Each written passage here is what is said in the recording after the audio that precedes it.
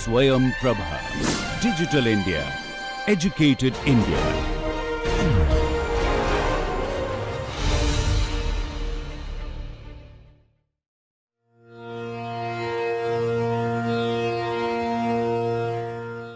Today we'll be discussing with you a very important and basic aspect of our Carnatic music, which are the Swaravalis or the basic Swara exercises. As a beginner student of music, practicing of these Swaravalis is very important for you to understand the basic Shruti in which you are singing, to understand the Swaras, the Swarasthanas, the different speeds in which they can be sung. That also gives kind of scope for voice culture, and many aspects are embedded in this Swaravali exercises. And if you look at our Carnatic music system, I would say it is one of the most scientific systems, in the sense that it has been devised and structured such that all the material for voice culture that we are talking about, understanding of the various swaras, swarasthanas, is all inbuilt in the system itself. Interestingly, today we see that many people propagate voice culture as a separate subject. Of course, there are some people who kind of adhere to all this also, and where they say that you have to sing the vowels a, u, e, and all that, and practice it separately. But I would always say, with reverence to our great masters, that they have created such a beautiful edifice, beautiful structure for us through the Swaravalis, that singing these Swaravalis themselves is adequate for us to have a full kind of a voice culture. Now, if you look at the Swaras, we see that this is something to be absorbed very intently. Sa, ri, ga, ma, pa, dha, ni, sa.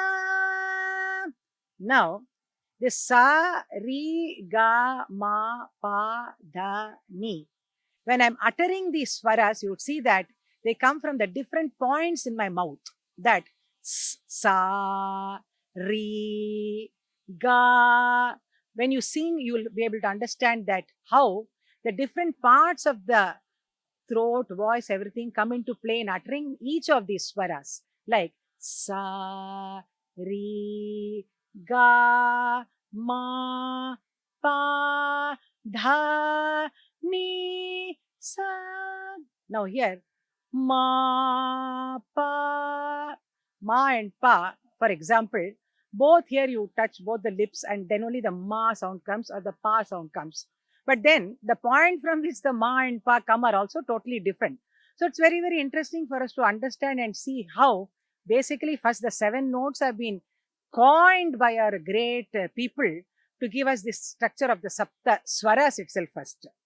Now, if you look at the Swaravali exercises, we see that they are designed in such a way that you are able to not only familiarize the swaras, the swarasthanas, but also the pitch and the rhythm, and everything is there in this particular Swaravali.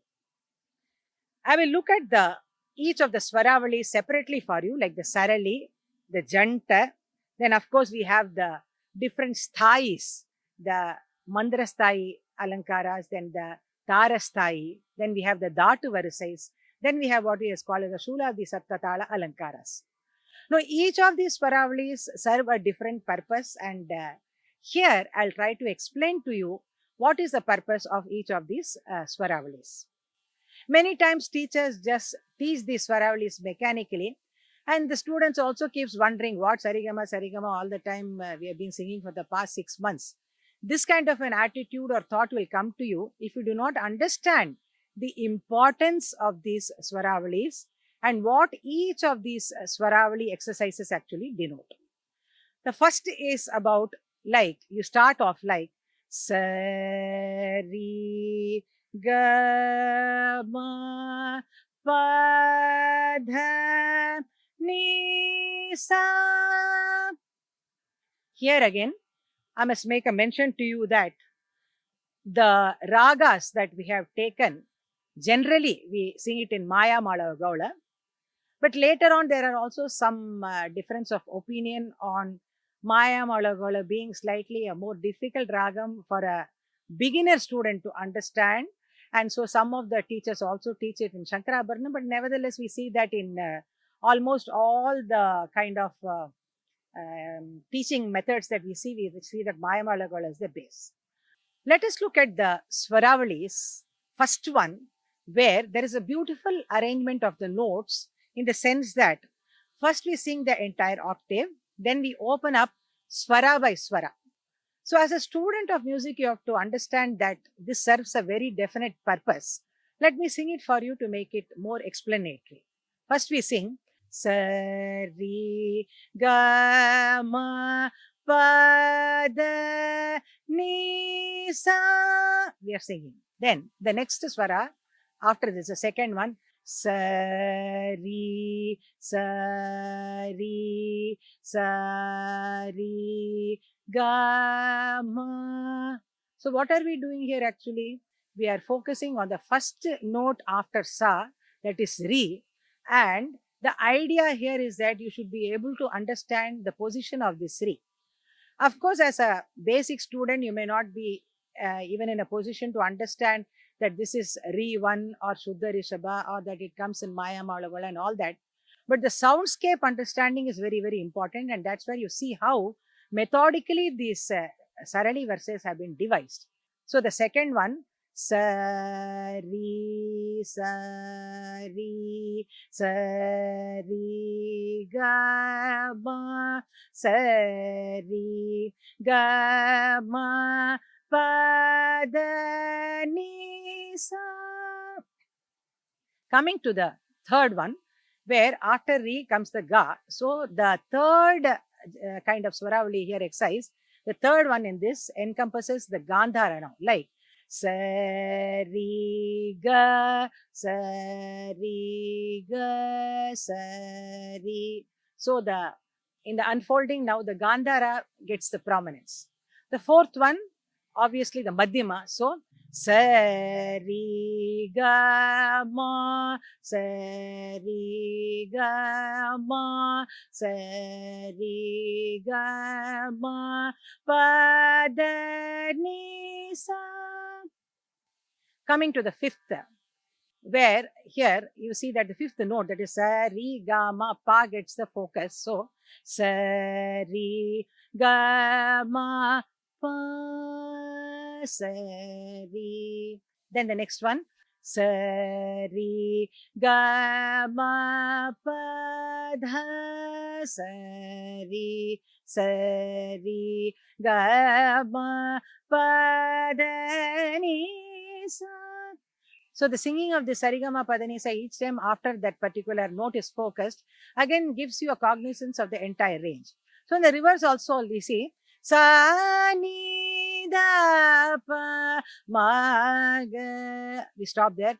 Sa Ni Da Pa Ma Ga Re Sa. Then the Nishada is the last one in the 7 notes. So, Sa Re Ga Ma Pa Da Ni. Sa Re Ga Ma Pa Da Ni Sa. Sa Ni Da Pa Ma Ga Re. Sa Ni Da Pa Ma Ga Re Sa. So till here, what you have to also observe is, now suppose I take the 2 examples, Sa Re Sa Re Sa Re Ga Ma, and the next one Sa Re Ga Sa Re Ga. Here, if you observe minutely, the gamakas which I was talking about earlier comes into play very subtly, I would say. So when you're landing on the Re, it's Sa Re, where the Re becomes some kind of a plain note. And now if you take it with the encompassing of the Gandhara, there is a slight Kampita Gamaka like Sa Re Ga Sa Re Ga. You don't sing Sa Re Ga. We don't sing it that way. Sa Re Ga Sa Re Ga. Now Sa Re Ga, that Ga which was plain. Now when the Ma comes into the fold, Sari Gama Gama. So there is again a Gamaka incorporated. So the Sarali Varsa actually is not just a mere set or a clutter of exercises to be sung mechanically, but there is so much to it in terms of understanding the Gamaka itself, and that's why I think you must practice the Sarali verses very judiciously, very intently, very carefully, so that you understand the system of music better. And in the latter part of the same Sarali, you see, Sari ga ma pa ga ma pa pa ga ma pa da ni da pa ma ga ma pa ma ga ma ga ri sa.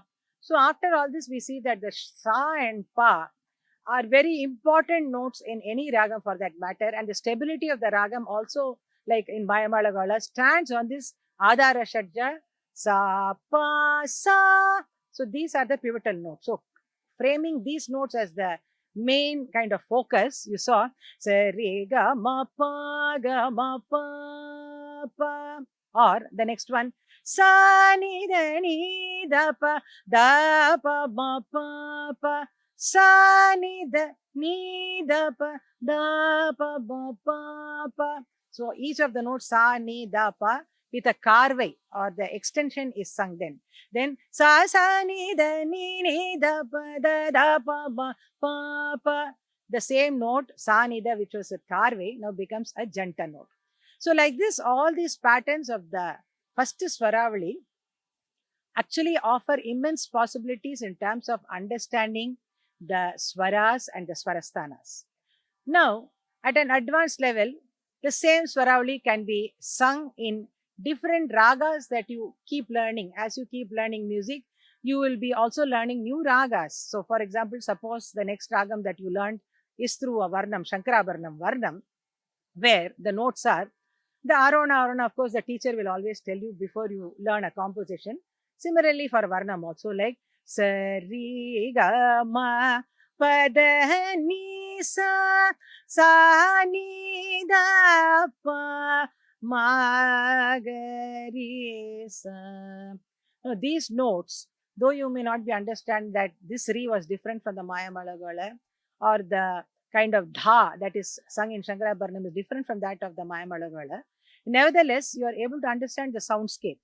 That it is sa ri ga ma pa da ni sa ni da pa ma ga ri sa. So now you can, as a next step, try out the Sarali Varsa in Shankarabharanam to get a better understanding of the ragam. So these are all things which I would say it's a lifetime journey. The music is a lifetime journey where you have to keep on and on working all the swaras and swarasthanas. In fact, I also remember in this context one of the very great musician saying that the day I have perfected sa, I will give up singing. Let me repeat to you again. It may sound very weird. The day I learn to perfect sa, I will give up singing. Which means that perfecting a note is actually never possible. It's an illusion for even the greatest musician. And where the life journey is all about pursuit of attaining excellence and attaining perfection in these notes. So as a student, you can't say, oh, I've learned the Sarali Versa, I've learned the Janta Versa, and I'm done with it. It never happens like that. So now coming back to Shankarabharanam, the same Sarali Versa, let me sing for you. Sari ga ma pa da ni sa ni da pa ma ga ri sa, sari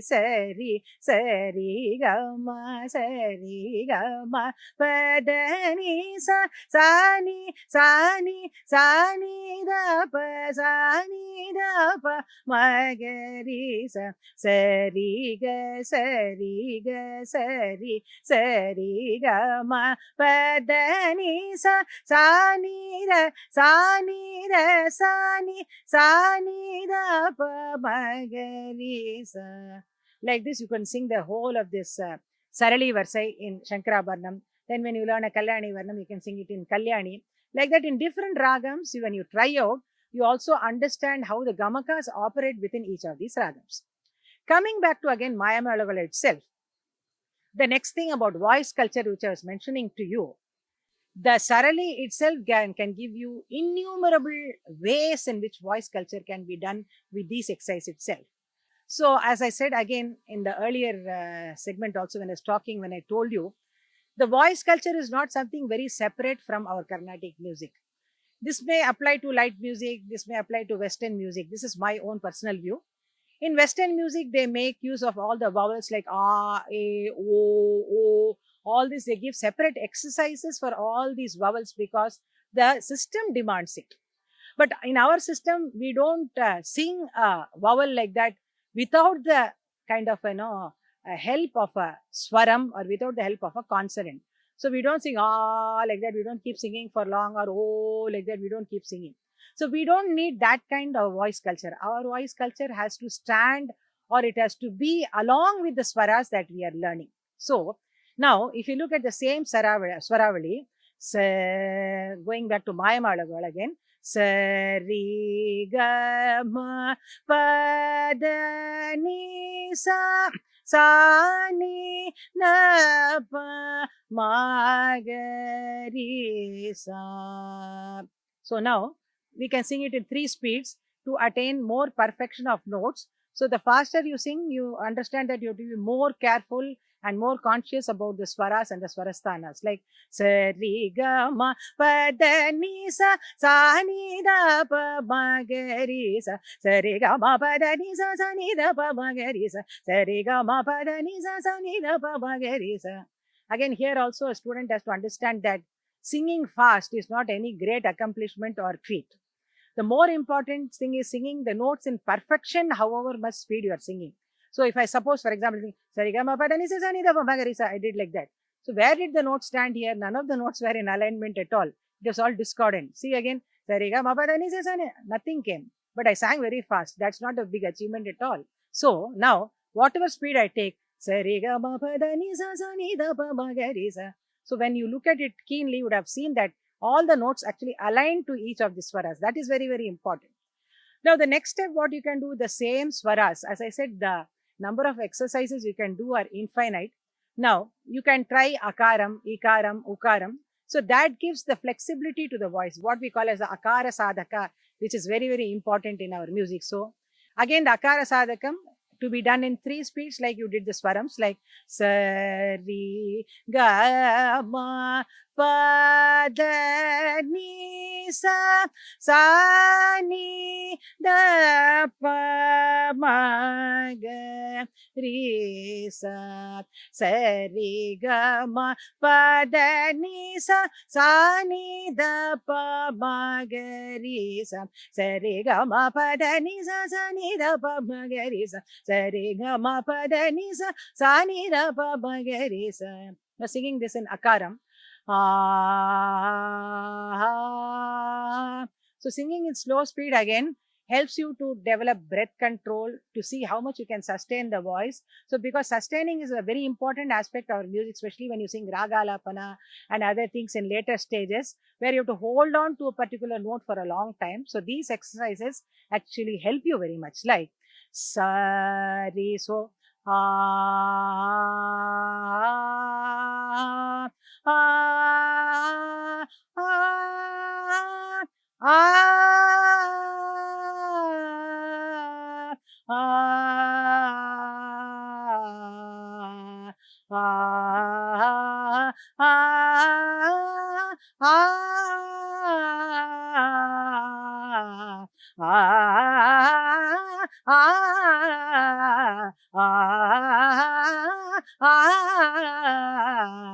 So a little faster I am capable of singing. So let me sing the third speed and a bit more faster speed for you to understand how the voice culture and the voice rolling happens so conveniently within the system itself. Like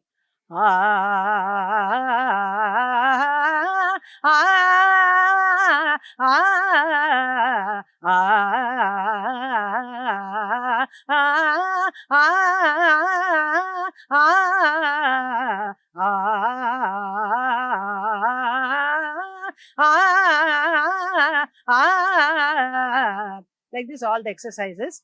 Since you know the exercises, you would have already learnt it. You must practice them like this in all the ways of doing akaram. Now, why again is akaram more important than E, U, A? There is also a logic here. Because of the fact that the akaram is again the most natural of all sounds. Now, for example, when you are exclaiming something, you say ah. You don't say ooh, eh, like that. So the ah, when you open the mouth itself, the ah sound is the most natural of the sound. So that way, ah is very, very important in alapana, or even in the compositions. You see that the akaram has got multiple dimensions. Of course, again, if you want to further improve your skills in voice culture, oh, all this you can practice. But we call it akara sadhaka mainly because of the fact that the ah is very, very important. Here also, after some years of research, I would just like to share here with you also about the fact that ah as a sound has got multiple volumes, multiple dimensions of volumes also compared to the other vowels. So, an ah can be like so soft like that. Then ah, it can be louder. Ah, it can be louder. Ah, ah. So, like that, the ah can be sung in different volumes also. So that way it has got a very good kind of, dimension which makes it very unique and distinct. Now, coming to these exercises, at a very, very advanced level, what can you do with these exercises? We have the 72 Melakartas, our great composers and all the people who have done the Lakshya and the Lakshana for us. We really need to bow and salute to them because of the way they have coined all this, such that everything is an inbuilt system. And I again and again I say this because of my reverence and respect for the way they have really structured all this for us so easily, given it like, giving it in a platter to you, so easily for you to practice.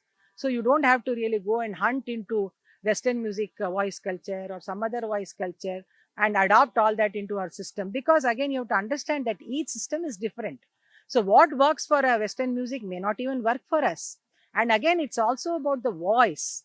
In our system, we see that each voice has got a different timbre dimension. And again, after we learn music, we have also to see what works for us. That is very, very important.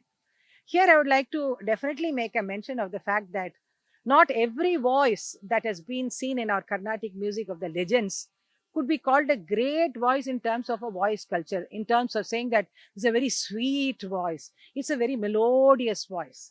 Actually speaking, in Carnatic music, we don't need that kind of a sweet or melodic voice as we see in a light music system.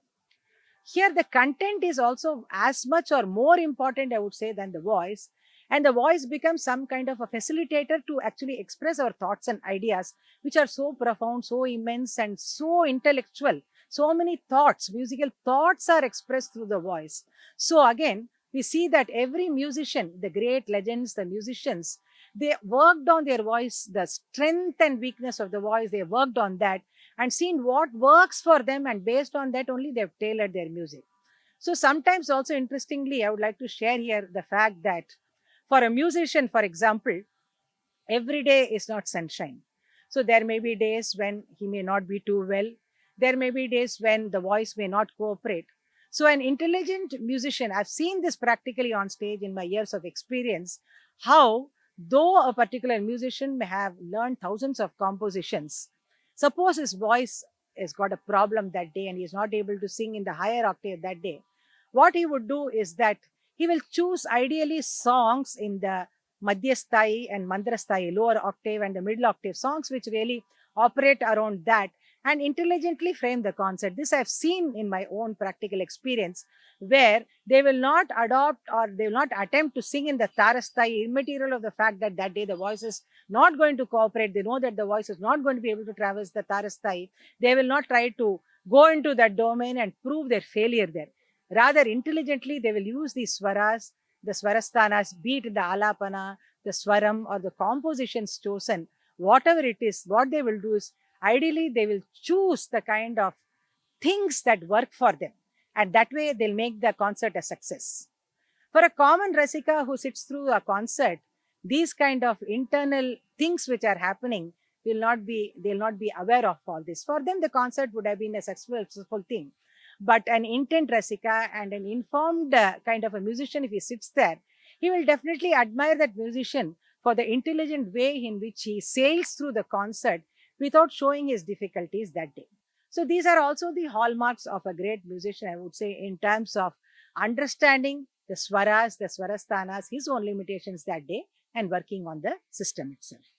Coming back to the 72 Melagarthas that I was telling you, practicing these Swaravalis in the 72 Melagarthas, it's itself one lifetime is not enough, I would say, because of the fact that there is so much to it.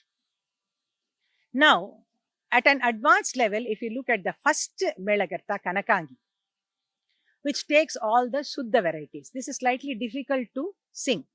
Of course, before that, as I said, after this you may have learned Shankarabharanam, you may learn Kalyani, Panturali. These are all some of the Sampurna ragas that I'm talking about. So in these Karara Priya, these are the ragams which commonly the teacher would teach you. Todi, for example. So these are all Sampurna ragas in which you can practice. Todi, for example, Sa re ga ma pa da ni sa ni da pa ma ga re sa. Here, if you sing it as a plain scale, Todi will not come. It will be a lifeless skeleton. Sa re ga ma. If you're going to sing like that, it will not become Todi. So the gamakas also have to be incorporated, and that way you can use the swaras, the first swaravali exercises to do that. Coming back to Kanakangi, sa re ga ma pa da ni sa ni da pa ma ga re sa. Now, if I tell you this, it's very difficult for you to understand in terms of Kanakangi, but now if I tell you the varieties and you practice it as Swaravalis, it's very easy for you to understand, like Sa re ga ma pa da ni sa ni da pa ma ga re sa. So now, if you were to practice all these Swaravalis in the 72 Melagarthas, in the first speed, second speed, third speed, then in the Akarams, imagine how much of control you will be able to get over the Swaras and Swarasthanas. So once again, I reiterate the fact that our great masters have given us a treasure through all these Swara exercises. And the more we explore, the more we understand their relevance and importance.